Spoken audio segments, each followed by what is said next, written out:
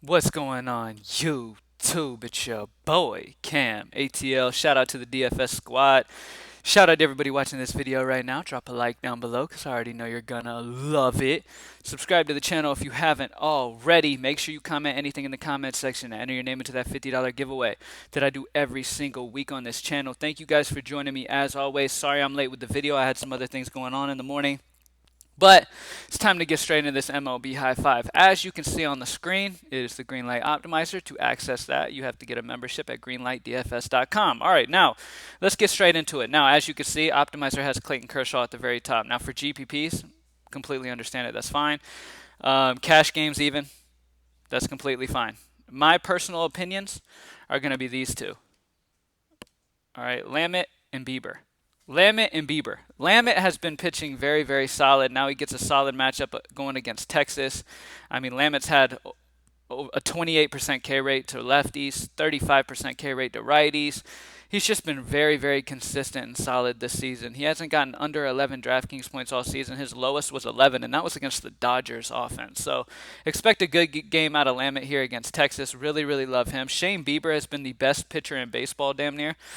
He's been absolutely raking. His K rate has been ridiculous. He strikes out 30% of lefties and 30% of righties.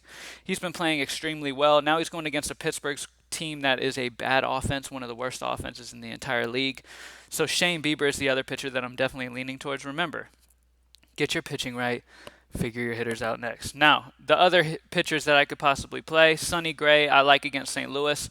Sonny Gray strikes out a very low amount of times, but Sonny Gray, yes, St. Louis strikes out a very amount of times, but Sonny Gray has had a solid K rate, striking over 25% of lefties, 25% of righties.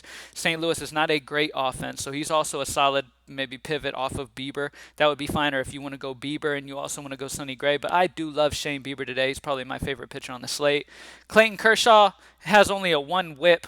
He's striking out over 29% of batters. He's got over a 10K rate per 9.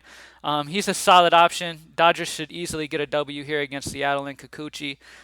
So Kershaw is fine. It's just 10-2. There's other options right around his price range that I think you can save and be fine.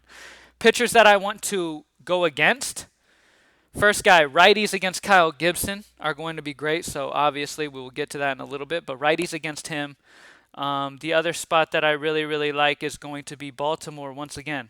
I love Baltimore bats going against Eovaldi, especially the righties. He has struggled a lot versus righties so far this year, and it's a fantastic spot for guys, and we'll get to that as well. Outside of that, Suarez is another guy that has been really, really bad. The righties of San Francisco probably have the best matchup on the board. Okay, the problem is the hitters for San Francisco in general are very up and down and not consistent. But the righties against Suarez for San Francisco are fantastic plays today. All right, now let's get to our hitter high five. Starting off, as you can see, Greenlight DFS Optimizer has Mookie Betts at the very top. Completely understand it. Mookie might be low owned, so who knows? But at 6K, probably. But at that 6K price tag, I'm really liking Fernando Tatis at 5-1, almost 1,000 less. Like I said, Kyle Gibson struggles versus right-handed bats. Fernando Tatis is probably the best right-handed bat in the league right now. He has been absolutely crushing the ball. So not only does Gibson struggle versus righties, but he has to go against one of the better righties in the league, hitting almost a 400 WOBA versus righties. Dude's got a 320 batting average with 12 home runs. Fernando Tatis is a absolute monster, and I love him today. All right, next up, Santander. Once again, I have to put in the high five. Matter of fact, Santander and this next guy you'll recognize as well, but Santander has been absolutely mashing righties this year, okay? Now he goes against Eovaldi, who has been struggling versus righties. It's a beautiful situation. Santander's batting a 310 batting average, 9 home runs. He's smashing. And like I said, against righties, he is great. So Santander, once again, he's under 4.5, only 4.3. Absolutely love Santander. And once again, he has crazy upside. Last time we played him, he double donged, and we had like huge takedown night. Santander, once again, is in play for me. All right? Last but not least, I'm going to go Franmil Reyes once again because his upside, his double dong upside is fantastic, okay? And now the last few nights he's been down. On our takedown night, he only got 2. Imagine if he would have hit a home run too. It would have been ridiculous. But it's a fantastic spot for him, man. I've been talking about how Reyes crushes righties. Trevor Williams has been struggling this year versus righties. Franmil Reyes has a 300 batting average, 5 home runs. He is just a home run hitter. Like the same situation in that game against Detroit where he got 33 DraftKings points, and then against Detroit a few games before that where he got 27.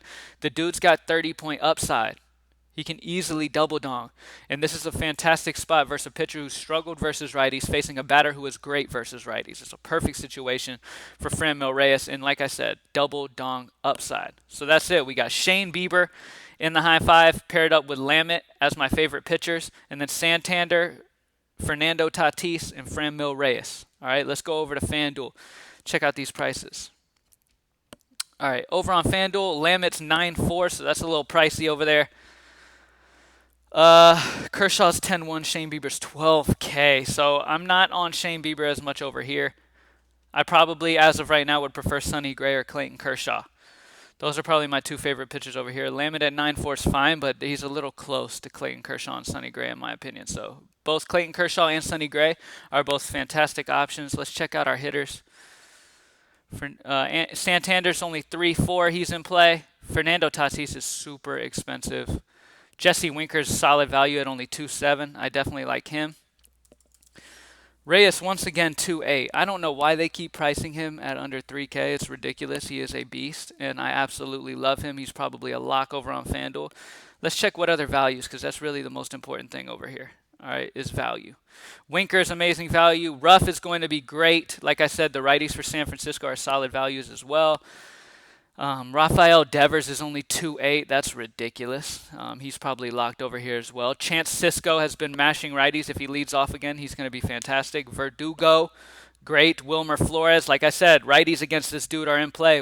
Flores crushes lefties. Amazing play again for Wilmer Flores. Hunter Pence, like San Francisco seems like get whatever pitcher you want because you're going to have plenty of value today. With Franmil Reyes and then all these San Francisco righties in fantastic spots at almost bare min price, and some Baltimore guys who are in amazing spots, guys like Rafael Devers. He hasn't been hitting the ball great this year, but damn, Devers with that talent at 2.8 with the lefty-righty matchup, he's solid as well. I really, really love those situations for San Francisco. All right, so I just want to make that known. The righties for San Francisco are fantastic. They are up and down, but they're super, super cheap over on FanDuel. I definitely love pairing them up with the big bats and the biggest pitcher that you can possibly get. So Bieber, I said I'm going to be fading Bieber, but Bieber is understandable. Okay, I can understand going Bieber because I do expect him to be the highest projected. Projections over on FanDuel, I have to adjust these, but I could see him being the highest pitcher on this entire slate, and really that's at 12K. I mean, that's expensive, but you really have some solid value today. So it just all depends. Like I said, I don't want Lamet over here. I'd rather Kershaw, Gray, or spend all the way up to Bieber. Those are the pitchers I really want over here. And then hitters, save your money with the San Francisco guys. Rafael Devers is cheap. Franmil Reyes is still under 3K, and you should be on your way to victory. Thank you guys for joining me as always. GreenlightDFS.com. Join the squad. I appreciate y'all. I love y'all. Greenlight DFS. Let's kill it again. Let's get this shit, man. I'm out. Peace.